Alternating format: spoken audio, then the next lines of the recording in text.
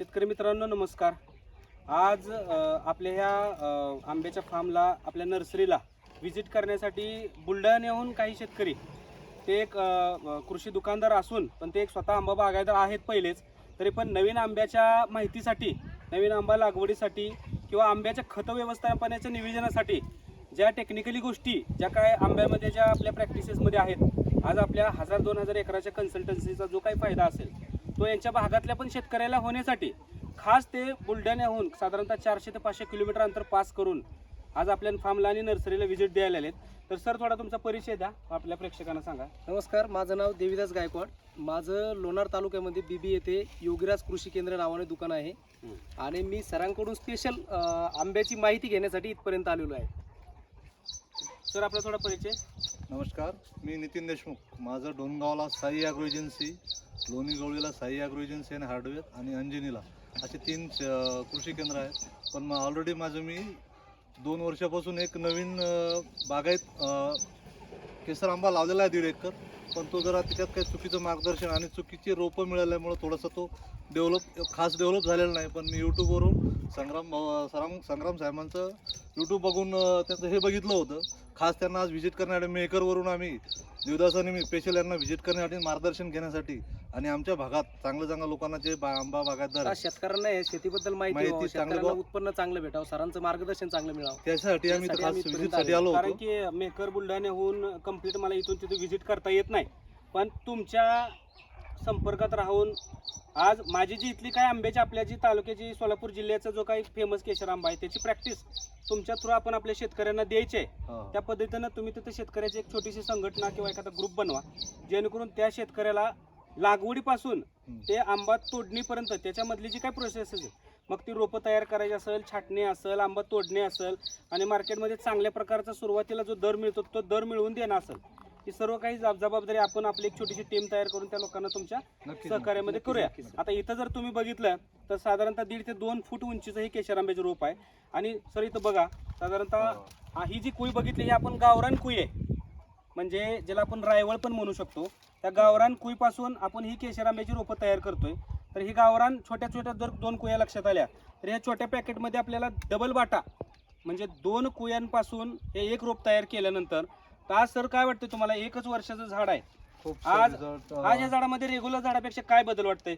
आज ह्या पानांची किंवा स्टिकचा जो डिस्टन्स आहे हा इतर केशर आंब्याच्या रोपांपेक्षा जास्त आहे.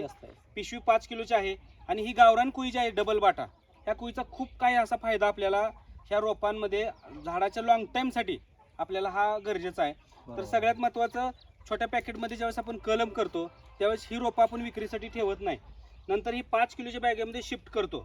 जसे का आपल्या बाकीच्या यूट्यूबमध्ये ते सगळे व्हिडिओ आहेत. आणि इथे जर बघितलं तर लागवड करताना आपल्याला 3, 3.5, 4 फूट उंचीची रोपं का निवडायची आहेत, तर लावल्यानंतर 2-2.25 फुटापासून आपण ह्याला इथं कट मारू शकतो.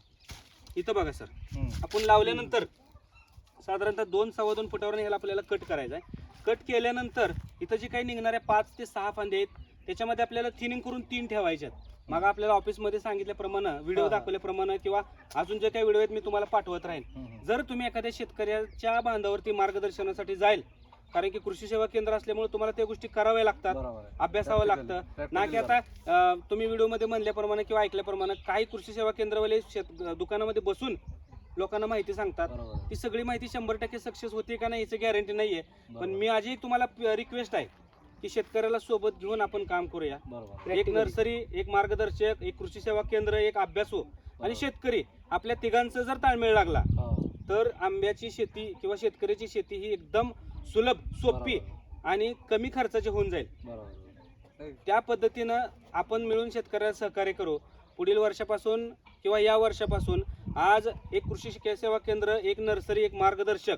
आता राहिला प्रश्न तो शेतकऱ्याचा, तो सोबत आहेच, पण विक्रीचं मॅनेजमेंट त्याचं पण मी या वर्षीपासून सुरुवात केलेली आहे. त्यामुळे पुढच्या वर्षी 100% शेतकऱ्याला हमी भाव मिळेल, 100% शेतकऱ्याला व्यापाऱ्याच्या मागे धावता मिळणार नाही किंवा तुमच्या बागेचे व्यापारी येत नाहीत. आज मोठ्या प्रमाणामध्ये बागा झाल्यात, पण एक छोटासा ग्रुप बनवून ते 10-20 लोक तुम्ही जोडा मार्गदर्शनासाठी असेल किंवा एखादे दुसरे प्लॉट व्हिजिट असेल. तुम्ही शेतकरी जेवढं जोडाल तेवढं तुम्हाला व्यापारी तुमच्या भागामध्ये येते. आणि बाकीचे जे शेतातल्या प्रॅक्टिसेस आहे, शेतातल्या सगळ्या गोष्टी जे आहे सरांच्या मार्गदर्शनाखाली लागवड, पुढचं व्यवस्थापन सगळं आपल्याला नेहमी मिळत राहील. मिळत राहील. आपण एक छोटासा आंब्याचा व्हॉट्सअपचा ग्रुप बनवूया तुमच्या बुलढाण्यातला हो. शेतकरी वर्गांना, आणि ती तुम्ही वाटलंच तर तिथल्या लोकांना जॉईन करा, त्या ग्रुपमध्ये मला जॉईन करा. आपण ती सर्व मार्गदर्शन त्या ग्रुपच्या माध्यमातून शेतकऱ्यांना मिळवूया बरोबर. आणि शेतकऱ्यांना 1% आजूबाजूच्या इतर बुरट्या भामट्या लोकांच्या फसवणुकीपासून आपल्याला वाचवायचं. बरोबर. त्यासाठी बुलढाण्यातल्या किंवा तुमच्या नेहकरच्या आजूबाजूच्या सर्व शेतकऱ्यांनी सरांचा कॉन्टॅक्ट नंबर तर देतीलच तुम्हाला, तर त्यांच्याशी संपर्क करा आणि आपल्याला योग्यरित्या आंब्याचं व्यवस्थापन करायचं आहे आणि आपल्याला ह्या 5-10 वर्षात पैसे कमवून मोकळे व्हायचे, बरोबर. ना की आपल्याला आयुष्यभर शेती करायची. आयुष्य जगायला पण आपल्याला टाइम पाहिजे.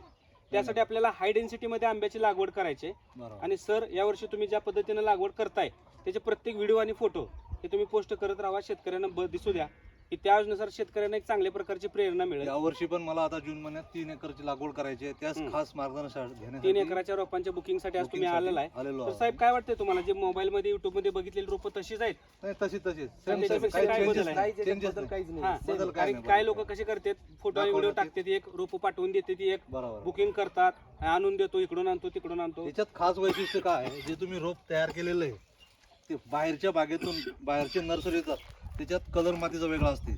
हा आपला लोकल माती आहे याच्यामध्ये, की हा बाहेरची नाही, हे Regular स्वतः माती. तयार करणार आहे. याचं वैशिष्ट्य जे आहे हे मी ज्यावेळेस हे बघितलं त्यावेळेस लक्षात आलं की हे स्वतः तयार करतात. हे काय बाहेरून रोप हा. बोलून आता घेत बरेच नाही. लोक आता काय म्हणजे झालंय, याच्यामध्ये जे 2 कोई वापरलेले आहे, हे आहे गावरान. हं, आणि गावरानचं लाईफ असतंय, कारण गावरान आंबे भरपूर दिवस टिकतात. जुने आपल्या पूर्वजांच्या काळातल्या आंबे अजून आहेत हं. आणि त्या आंब्याची लाईफ चांगली असल्यामुळे सरांनी ते ह्या 2 कोई जुन्या खोडाचे वापरलेले आहे आणि नवीन हे, म्हणजे ह्या आंब्याला ही लाईफ चांगली मिळेल. आणि स्वतः व्हिजिट केल्यामुळं आज तुम्हाला जी छोटी कलम जी आपण तयार केलेली होती ती ती बघायला पाहायला मिळाली. भेटली. त्यामुळे ह्याच्यावरनं तुमच्या एक लक्षात येते की प्रॉपर सगळं तिथं प्रॉपर सगळं इथंच सगळं होतं. आता बरोबर. इतर नर्सरीमध्ये जर तुम्ही बघायला गेला तर फक्त तुम्हाला विक्रीला आलेली रोपं दिसतात, बरोबर. त्याचं काही बॅकग्राऊंड दिसत नाही, त्याच्या काही कुया दिसत नाहीत, त्याची छोटी रोपं दिसत नाहीत. मग ते लोकांनी आदल्या दिवशी आणून ठेवलेले असतात, मग ती विकलेले असतात. बरोबर. त्यामुळे शेतकऱ्यांनी काळजी घ्यायची की रोपं कुठून घ्यायची, कशी खास घ्यायची, आणि करून अभ्यास करून माहिती हा, करून म्हणजे हे घ्यायची. ट्रेडिंगचे रोपं नाही आहेत. बाकीच्या नर्सऱ्यामध्ये दुसरीकडून रोपं आणून विकले जातात. इथं सर स्वतः तयार करतात आणि सरच्या मार्गदर्शनाखाली रोपं एक सगळे वेळ व्यवस्थित ज्यांना सुरळीत तयार होतात. ज्यांना जास्त लागवड करायची आहे किंवा त्यांना मार्गदर्शन, एकदा संग्राम माने साहेबाला त्यांच्या व्हिजिट फार्मवर त्यांच्या visit फार्मला 100% व्हिजिट अवश्य करा. म्हणजे तुम्हाला जे तुमच्या डोक्याचे शंका कुशंका आहेत त्या पूर्ण तुमचे निघून जातील. Thank you sir.